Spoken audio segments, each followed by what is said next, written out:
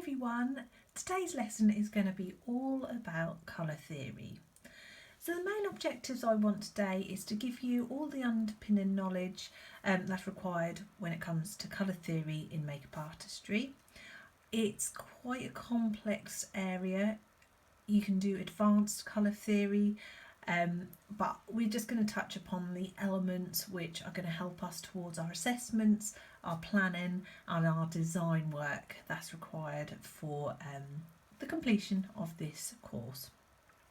The main objectives I would like you to achieve today are I'd like you to create a colour wheel yourself using the information that I'm going to give you today. So this is going to go in your lookbooks. Okay, so get a template and paint on the colours as I explain. Then I'm going to get you to complete a write-up on colour theory and its importance in makeup artistry, displaying them creatively within your lookbooks. Okay, so all the information needs to go in your lookbooks and it needs to be creative. Then I'm going to get you to practice looking at your skin tone and undertones. Okay, so I'm going to get you to familiarise yourself with maybe other people in your household and their undertones, and really starting to investigate and think about all the elements of that. Then finally, if you have time after all those tasks, I'd like you to have a go at creating one of your makeup looks that are towards your fashion photographic assessment. So have a little practice of one of them. But what I'd like you to do is demonstrate the use of colour theory within that designed look, and also attempt some of the colour correction techniques using the information that we give today. So then your main objectives of what I'd like you to achieve today. Narrow us down to what we're going to do and why it's important. Okay, so as a makeup artist, it's essential that we know all about colour theory. It's actually as important as the techniques that you learn. The science of colour theory enable us to match and correct skin tones, achieve eye-catching, visually successful makeup looks. So obviously it's very important for those reasons. What we're going to explore today are some key terminologies which you need to familiarise yourself with, that you might hear when you're working as part of a creative team. We're going to explore the actual colour wheel and obviously, as I said, create one, and just look at a little bit of the importance of understanding skin tone, undertone and complexion. Now I'm only going to touch upon that today and get you thinking about it. And as the practical sessions develop, we'll sort of do a little bit more developed research and information on that section. So off we go. So the first thing is colour terminology. So we need to break down the information as much as we can. So the main key things we need to know is that colour is characterised by three characteristics. We have a hue, we have value, and we have intensity. All those elements are what helps us create makeup looks which are balanced and eye-catching. Okay, so we need to know what each of those are. So we have a hue, which is the pure colour that is found on the colour wheel. It includes what we call primary, secondary and tertiary colours. Then you have value, which is the relative darkness or lightness of a colour.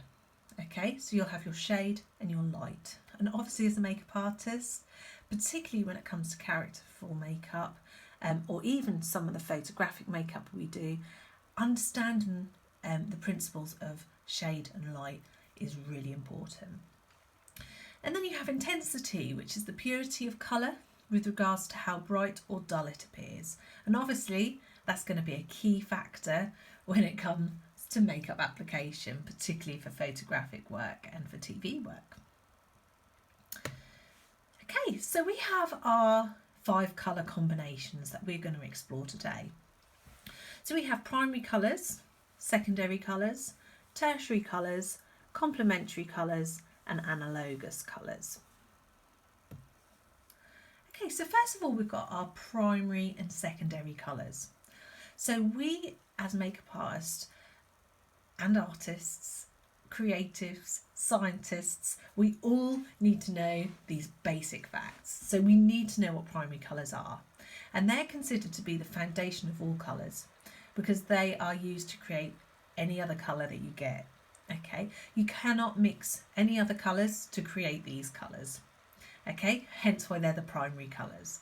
So they include red, blue and yellow. Then we go on to the secondary colours, and these are achieved by combining two of the primary colours and mixing them together. And that's where three secondary colours are formed. So when we mix red and yellow from the primary colours, we achieve orange, which is our first secondary colour. Then if we were to get blue and yellow as our primary colours, mix them together, we would get a green, which is our secondary colour we've achieved. And then the last one is violet. Okay, so we would create violet. So by using two of the colours, which is red and blue, we get formed our violet colour. Okay, so they're our first ones we need to consider. Then we're going to throw in our tertiary colours. So we have 6 tertiary colours which are made by combining a primary colour and a secondary colour which is next to it on the colour wheel. Okay, so for example, we might have the yellow as our primary colour, and then next to that the secondary colour will be orange. Okay, so if we were to mix both those together, we'd get a yellow orange. Okay, so on and so forth. Okay, so we are going to produce our colour wheel now. So if I just use this, okay, so if you follow my mouse, I'm going to do a little review. I know this is really basic, simple. You've probably done it at school, you've done it in art. If you're hairdressers, you would have done this in hairdressing as well. Okay, but some of you might not have ever done colour theory at all. So once again, let's review. We've got our primary colours. Okay, so we have our red, our blue and our yellow. So they're the first things that need to go on our colour wheel. Okay, and then we have our secondary colours. So we have violet, orange and green. So when we're doing our write up, what you need to do is remember and write down how you create, so what primary colours are mixed to create these secondary colours. And then the same with the tertiary, okay? So what primary and secondary colours are used to create each of these tertiary colours, okay? So this one,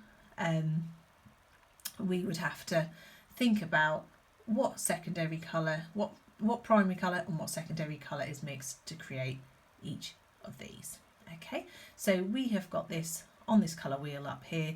We've got lots of different colours that have been mixed together to get different shades and different tones. Okay, and on that matter, we also need to understand the principles of tint, tone and shades and how we achieve that. Okay, so first of all we have what we call a tint. So basically this is achieved by adding a white to a pure hue. So for example, if you have your purple, an intense purple colour, if you were to add white, you would get a lavender shade. And if you were to have a bright orange red, if you add white, you'll get a warm orangey coral tone. Okay, so we're starting to do colour mixing and we're starting to be able to achieve lots of different colours in which we can create some fabulous creative makeup with. Then we have our tones, which are made by adding a grey to the pure hue. And then lastly we've got shade. So this is where we're getting a deeper, richer tone to our pure hue. And we do that by adding black. Okay, so if you had a bright red, you add a touch of black, you get a deeper, richer red. So obviously with a lot of black and white photography, you might want to play around with a lot of these hues and different tints, tones and shades, and you can see what different effect that will have on your makeup colours. Okay, this is just an example. Now lastly we've got our complementary and analogous colours. So complementary colour theory is really important when it comes to balancing out skin tone and correcting different colours that are on our face that we want to cancel out. Okay, so how we adopt this on the colour wheel, we would look at certain colours that we might have on our face. So it could be something like rosacea. Okay, rosacea will leave you with quite a lot of redness on your skin. Okay, so if I come down to here, I can't find my mouse. Oh, whoops, sorry. Let's go back. If we come down here, we have our redness. Okay, so our face has got redness on because of rosacea. If we go across on the opposite side of the colour wheel, that is green. Okay, so this is where this comes into play with makeup. So if we want to cancel out a lot of that redness to even out the skin tone, what we'd need to do is find a colour corrective concealer which contains a green undertone. Okay, you'd apply this to the skin, mix it in with your skin tone colour, and it cancels and balances out your skin tone, making it even and as it should be. Okay, the same as if we were going to go for perhaps the blue. Okay, so if you've got under eye circles under your eyes, you know, like me, you may need to correct those. A lot of people, it's one of the most important things that people want to get rid of is blemishes, redness and under eye circles. Okay, so this is where it comes into play. So if we have blue under our eyes or purple, you'd go for the orange and yellowy sort of undertoned concealers. The deeper the skin tone, the deeper the under eye may look. Okay, so then you'd go on to your more sort of rose, sort of reddy orange tones here. Okay, and once again you do the same. You use your colour correction concealers, you apply that first and then you conceal it with your natural skin tone concealer, and it just balances out and complements the skin tone. So that's your complementary colours and how that sort of comes into play with makeup artistry. Then you have analogous colours, also known as adjacent colours. So they're all colours on the colour wheel, as you can see, which are all next to each other.